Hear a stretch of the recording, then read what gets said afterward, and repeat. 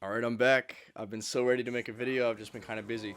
But since I'm so excited and I'm feeling good, today I want to do a real deep dive and analysis of a stock that I think not only has a lot of price growth potential, but also a lot of dividend growth potential as well.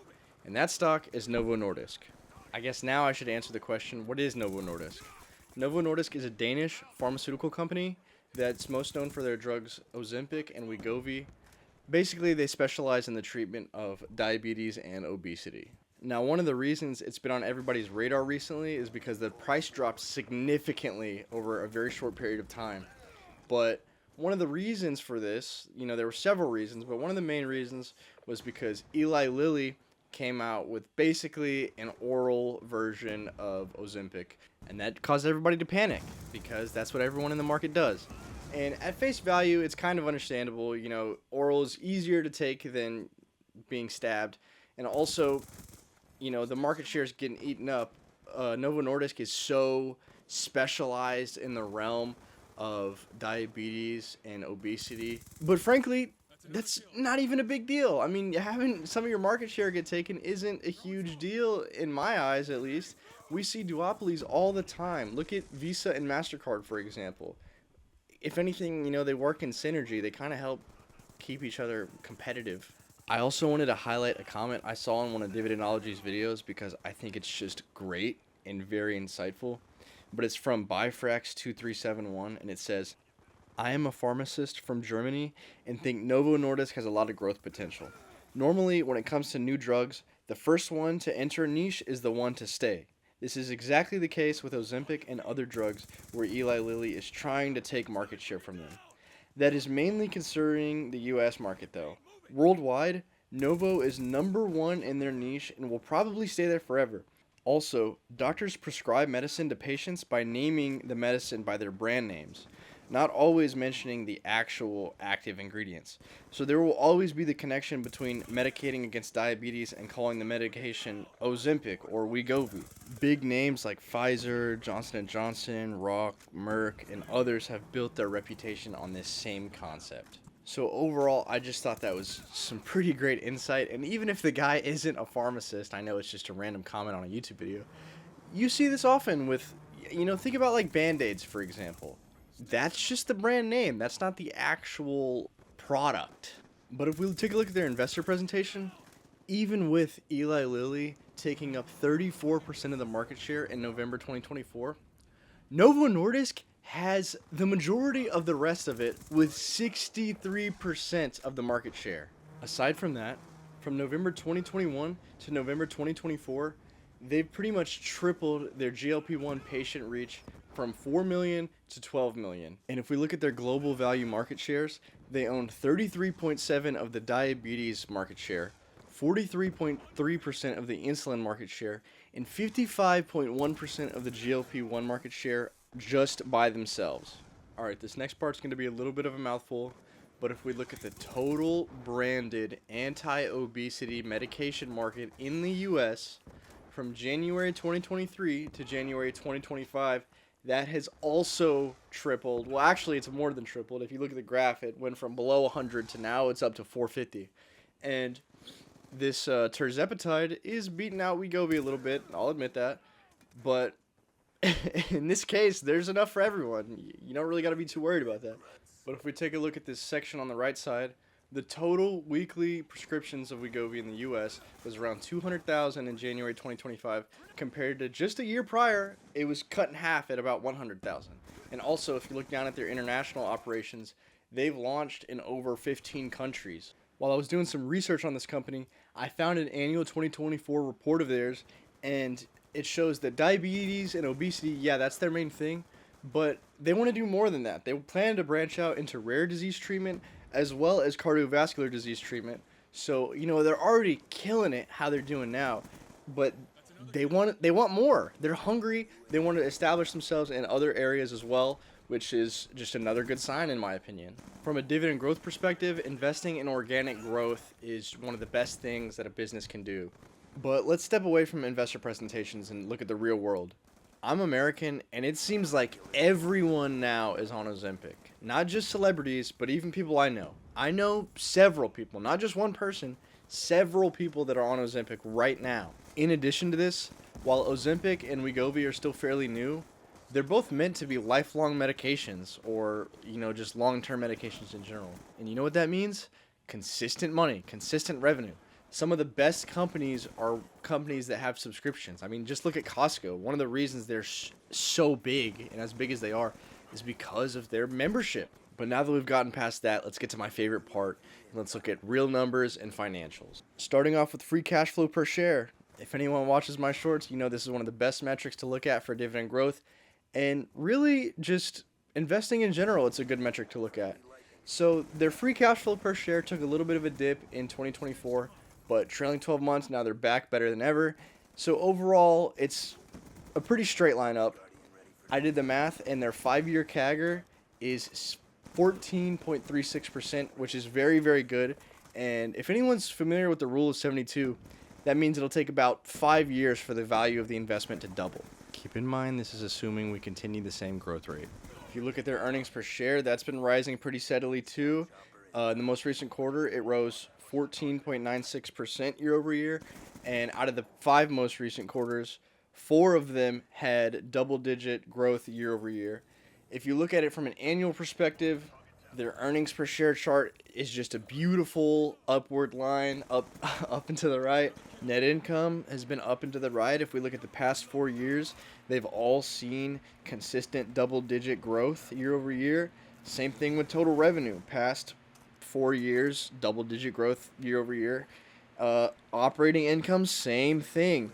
Out of the past 5 years, 3 of them have seen double-digit growth, and if we look at their operating cash flow, same thing, up and to the right. Out of the past 5 years, 4 of them have seen double-digit growth year over year. Revenue per share, same thing, beautiful upward line to the right. Free cash flow share, that's been steadily rising over the past 10 years as well.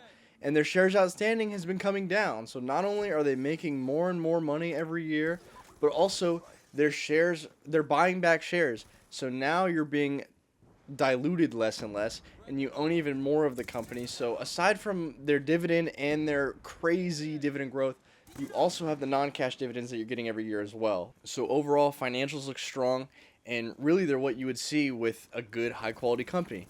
That's not even talking about one of my favorite metrics, which I'm about to get into, return on invested capital. Now, return on invested capital is a very good metric to just judge if a company's high quality or not. You can have really solid companies get around 10% return on invested capital.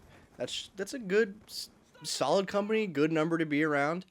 Some of the better companies, like really, really great companies, I don't know, Amazon, for example. I mean, I don't know what their return on invested capital is, but that's a great company. Companies like that can see around 20% return on invested capital on average per year.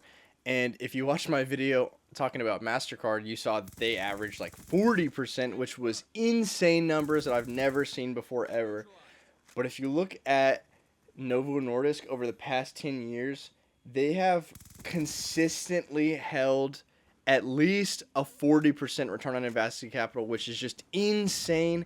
Many of the years they were above 50%, even 60 from 2014 to 2019. They were all above 60%, which is just ridiculous.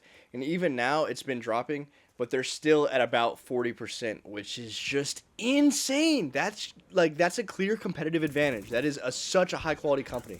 Another sign of a good high quality company, gross profit ratio.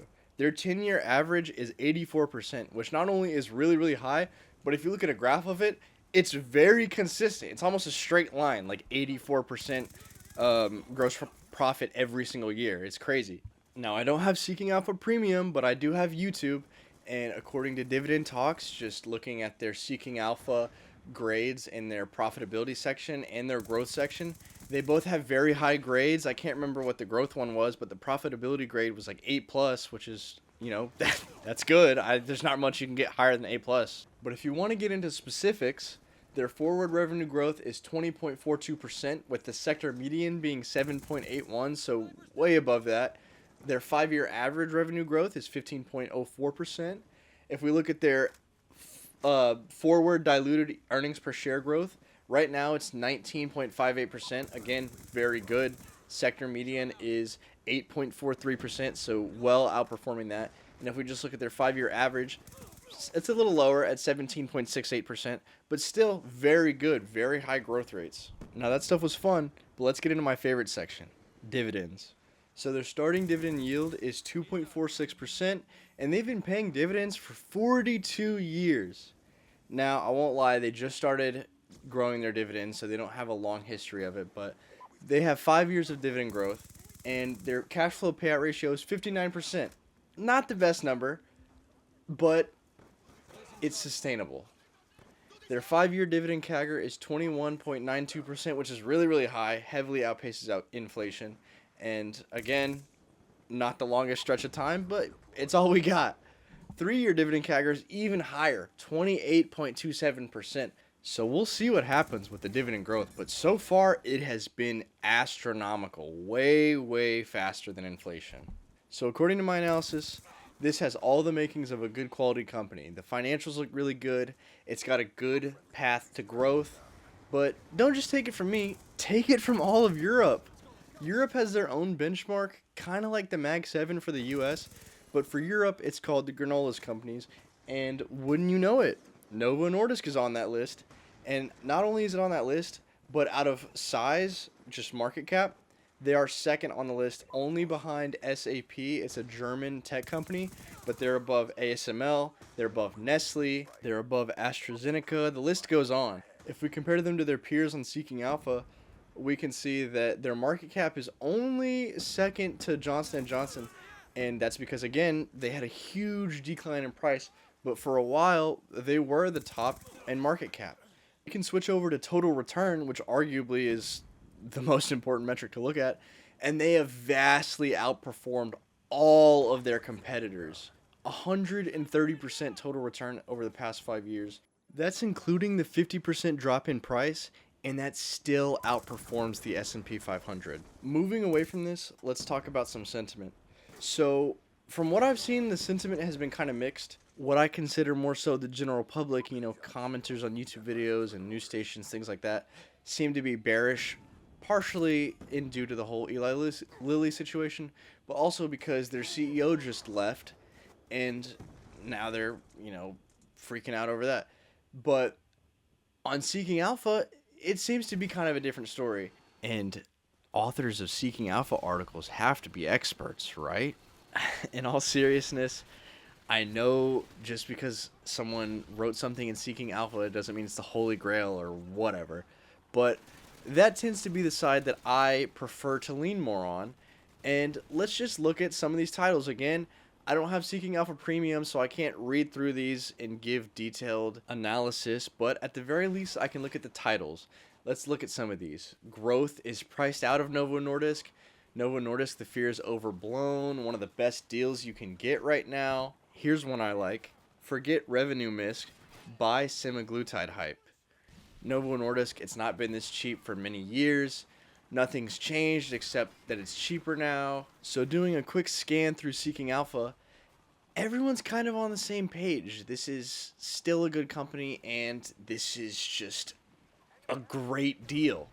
So I attempted to do a reverse discounted cash flow model. The reason I did a reverse discounted cash flow model is because with companies with very high growth rate projections, it's a little harder to do a regular discounted cash flow model just because there are more assumptions. And so on the sheet, it will say estimated intrinsic value, but a reverse DCM is more so to find out if we're pricing in the projected growth and less about finding, a specific intrinsic value.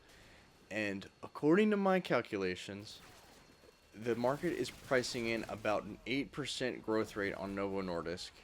And if you remember the numbers that I talked about earlier, that's vastly lower than pretty much everything I said. And even after their guidance was lowered, that's still vastly lower than Novo Nordisk's own predictions. And what does it mean whenever the market's being too pessimistic and not pricing in something? It means there's an opportunity. And not only does it mean there's an opportunity, but it means that we're most likely already below intrinsic value. Now that we've gotten all this out of the way, I'd like to slap on some classic Benjamin Graham margin of safety and combine all of this with some technical analysis. So we got Graham's classic 35% margin of safety, a more aggressive 20% margin of safety, and an extremely aggressive 10% margin of safety. And if we look, the 35% margin of safety lines up with about the 200 exponential moving average on the monthly time frame, which would be a very, very great area to buy. Personally, I'm not really worried about that area, not only because I'm young and can afford a little bit more risk, but it hasn't touched the 200 EMA since like 1994. I'm more worried about the 20% margin of safety. I think that's a great area because, again, not only can I afford more risk, but also it lines up perfectly with this major demand zone. It's right smack dab in the middle on the monthly time frame. And if we wanted to do a little bit more and throw on a volume profile, most of the volume is around that area. 10% also not a bad area to buy. It doesn't look as clean on the monthly time frame, but if we switch down to the weekly time frame, we can see the 10% margin of safety about aligns with this major support area that it just tapped and actually started to reject off of. Again, these are just used for timing.